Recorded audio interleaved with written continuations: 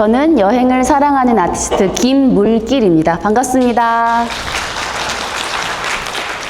아마 저 사람 누구야? 뭐 여행하고 뭐 그림 그리는 사람이라고 하는데 무슨 얘기 우리한테 해줄까? 제가 먼저 막 말씀드리는 것보다 좀 시각적으로 보여드리는 게 좋을 것 같아서 저의 과거의 긴 여행을 짧은 영상으로 만들어 왔습니다. 딱 5분짜리거든요. 길지 않아요. 편하게 보시면서 앞에 서 있는 저 여자가 저런 여행과 또 저런 그림들을 그렸구나 라고 생각하시면서 편안하게 먼저 감상해 주시면 좋을 것 같습니다. 그럼 영상 먼저 틀어 드릴게요.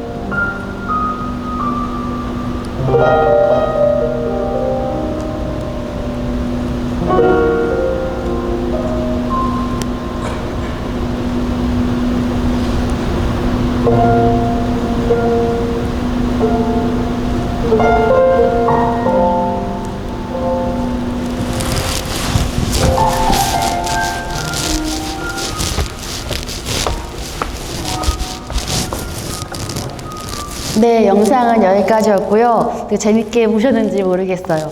영상 보신 것처럼 저는 세계 이곳저곳을 여행을 하면서 그림을 그렸는데 이제 본격적으로 이제 저희 이야기를 시작할 거예요. 근데 시작하기에 앞서서 여러분에게 작은 퀴즈를 하나 내려고 합니다.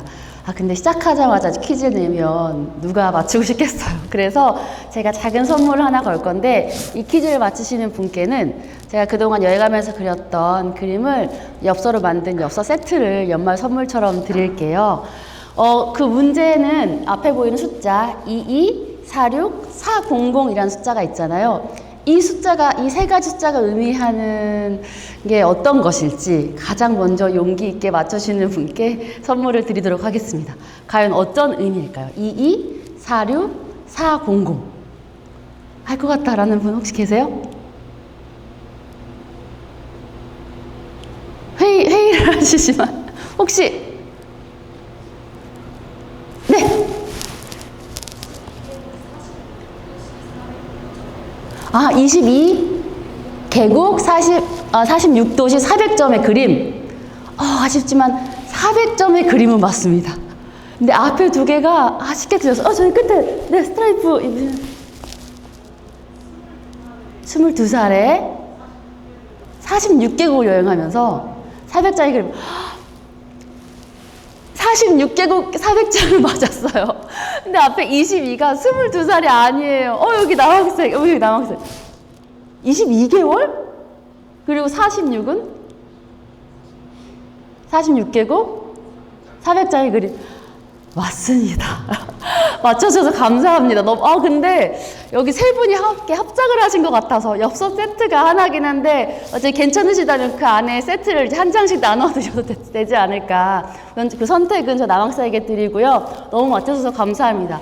정확히는 22개월, 46개국, 400여 장의 그림. 673일 동안 46개국을 여행하면서 그림을 그렸어요.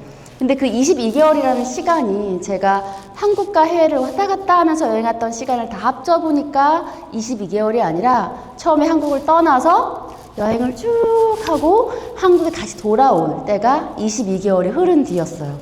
그땐 저는 여러분이랑 비슷한 나이의 대학생이었고요. 누구 함께 여행했던 것도 아니고 저 혼자서 그렇게 쭉 여행을 했었거든요.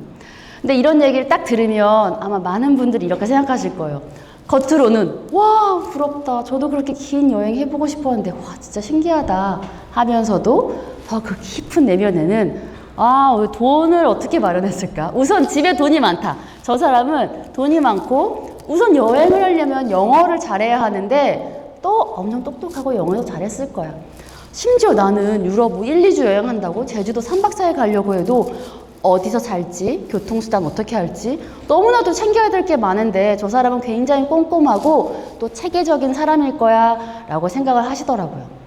근데 저도 그런 사람이었다면 너무너무 좋았겠지만 아쉽게도 이제 그런 학생이랑은 너무나도 거리가 먼 아이였고요. 우선 저는 그렇게 공부를 잘하지 못했어요. 그래서 고등학교 때도 시험을 빵점 받은 과목이 있을 정도로 공부에 크게 관심이 없었고 굉장히 소극적이었고 학창시절 통틀어서 한 번도 뭐 회장 부회장 해본 적도 그 리스트에 올라가 본 적도 없었고요. 그리고 저희 집 형편이 그렇게 넉넉지를 못해서 한 번도 해외를 경험해 본 적이 없었어요. 학창시절 때 자연스럽게 뭔가 외국이라는 거에 대해서 큰 호기심도 없었습니다. 그리고 제가 항상 부모님에게 들었던 별명이 하나가 있었는데 그 별명이 덜랭이였어요. 어떤 느낌인지 아시겠죠? 뭔가를 놓치고 실수하고 문제를 일으키는 그런 딸이었어요. 그러다 보니까 제 입장에선 내가 공부 잘 못하고 맨날 덜렁대고 놓치고 그러는데 나 꼼꼼해져야지 라는 생각으로 더 꼼꼼해져야지 막 노력을 하다 보니까 그게 집착이 되고 제가 좀 심한 강박증에 걸려서 학창시절 내내 어떤 행동의 마무리를 3번 확인하고 3번 반복하지 않으면 다음 행동으로 잘 못 넘어가는 강박에 걸려서 좀 마음적으로 힘든 시기를 보내기도 했었거든요. 근데 이랬던 제가 굉장히 부족한 것도 많았는데 그랬던 제가 바뀌게 됐던 굉장히 큰 계기가 있었어요. 우여곡절 끝에 대학교에 입학을 하게 됐는데 제가 대학교에 입학을 해서 이사를 가게 된 거예요. 중간에 대학교 2학년 때. 그래서 학교 홈페이지에 학번 치고 들어가서 개인정보란에 주소지를 좀 옮기려고 들어갔는데 학교 홈페이지 공지사항란에 너무 눈에 띄는 단어가 보이는 거예요. 학생들 뽑아서 해외로 보내주는 워크캠프 프로그램을 만들었다라는 거였고, 클릭해서 보니까 학생들을 뽑아서 이제 지원금을 주고 장학금을 주고 해외에 보내서 외국인 친구들이랑 같이 또 문화 교류하고 또 봉사활동을 할 수 있는 국제 프로그램을 저희 학교에서 만든 거예요. 그걸 보고 저는 내가 지금 여행 떠날 돈도 없는데 이거야말로 내가 공짜로 해외를 나갈 수 있는 기회겠다라는 생각이 들어서 신청을 하려고 열심히 그 서류를 작성을 해서 제출을 하게 됐어요. 그런데 사실 전 영어도 잘 못했고 큰 스펙도 없었음에도 불구하고 붙게 된 거예요. 그랬던 이유가 그 프로그램이 저희 학교에서 처음 1회로 시작된 거라서 홍보가 되지 못했고 많은 학생들이 지원을 안 했던 거예요. 그 덕분에 참 운이 좋게도 제가 그 명단 안에 들어갈 수가 있었어요.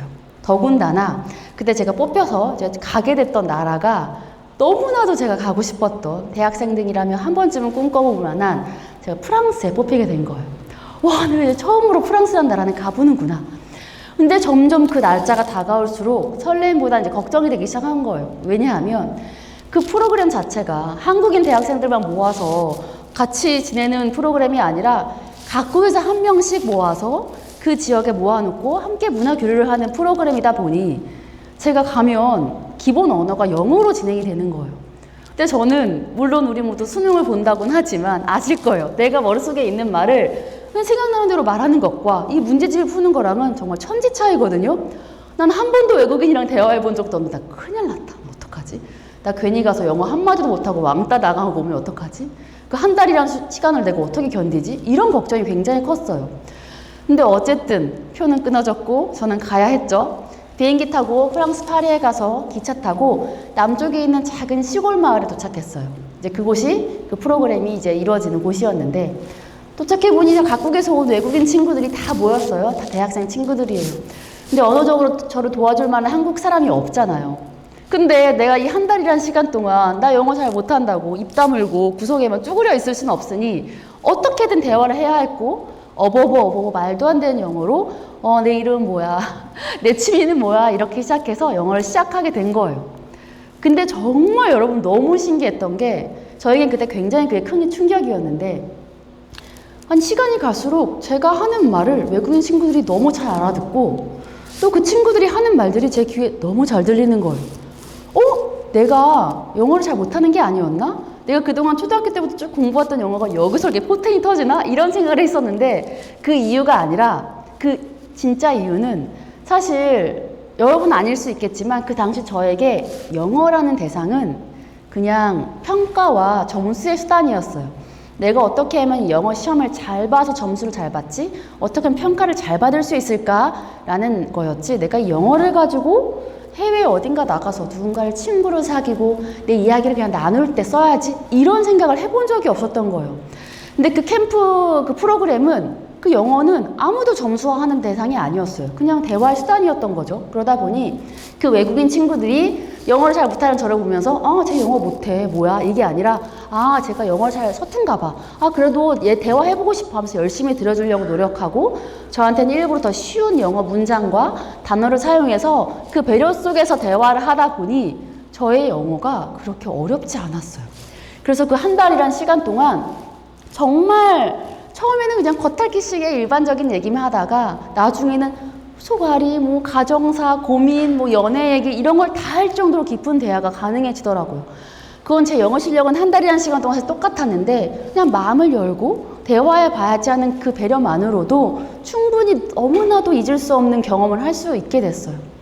제가 이 한 달이란 이 캠프에서 첫 번째 충격은 그 언어라는 거. 그리고 두 번째는 저는 어렸을 때부터 꿈이 크게 변하지 않고 딱 하나였어요. 나는 그림 그리는 걸 너무 좋아하니까 나는 그림 그리는 일을 해야겠다.